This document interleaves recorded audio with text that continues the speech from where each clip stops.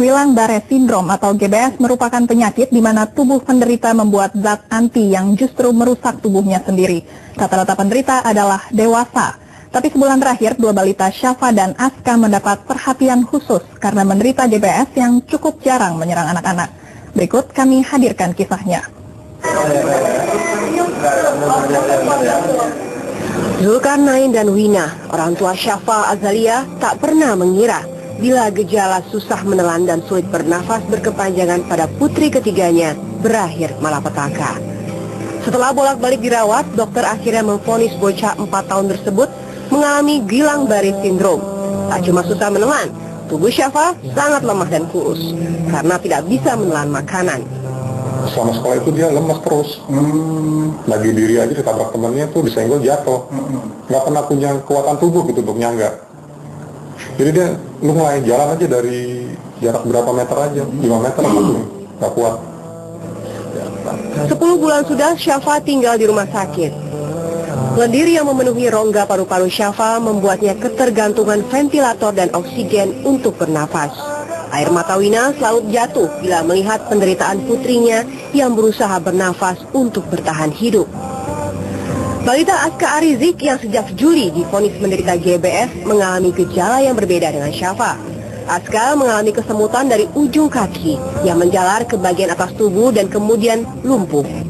Meski cepat didiagnosa, Aska sempat koma. Menurut dokter spesialis anak RSCM, gejala GBS tidak bisa diprediksi dan berbeda pada setiap pasien. Nggak spesifik, gejalanya tidak spesifik. Ya. Berarti tindakan pencegahannya seperti apa, dok? Nggak bisa ketahuan dong awal kalau rumah sakit? Enggak. Ya, karena tergantung genetiknya dan tergantung dari virus tertentu. Nggak bisa diperkirakan. Kalau batuk pilek biasa kan sebagian nggak terjadi Guillain-Barré gitu. Guillain-Barré Syndrome atau GBS juga dikenal dengan nama kelumpuhan Landry dan penelitiannya berkembang di Perancis. GBS biasanya menyerang orang dewasa dengan rata-rata 1 hingga 2 kasus per 100.000 orang setiap tahunnya. Penyakit ini dipicu infeksi akut yang kemudian menyerang syaraf hingga pernafasan dan mengacaukan daya tahan tubuh.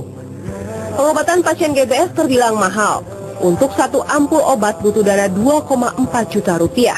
Dalam sehari, Syafa butuh minimal 2 ampul. Maka tidak heran bila hingga kini orang tua Syafa sudah menghabiskan dana dan berhutang hingga 600 juta rupiah untuk biaya perawatan dan pengobatan.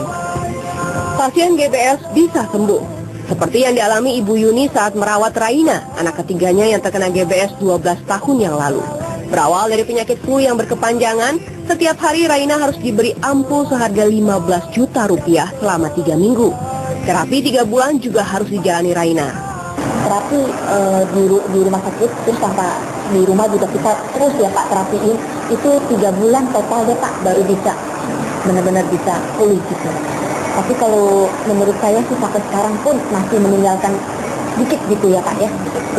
Jadi dia kalau mau jongkok itu, mau bangun itu nggak bisa langsung gitu. Jadi dia harus kayak ada tahapan gitu. Kini Raina hidup normal, kuliah dan bekerja di Amerika. Sebab GBS tidak menyerang atau mengganggu daya kerja otak Raina. Meskipun gerak Raina memang tidak selincah dulu, tapi Yuni tetap bersyukur dan berharap orang tua Syafa dan Aska tetap optimis untuk kesembuhan anaknya yang memang harus dibayar mahal.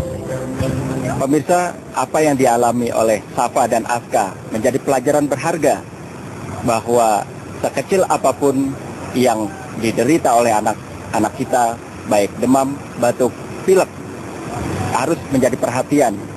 Jangan dianggap ringan, bahkan mengabaikan. Segera ambil putusan, pastikan agar buah hati kita mendapat penanganan yang tepat dan tidak menjadi penyesalan sepanjang hayat. Dari Rumah Sakit Cipto Mangunkusumo, Ahmad Tasman dan Johannes Bosco melaporkan.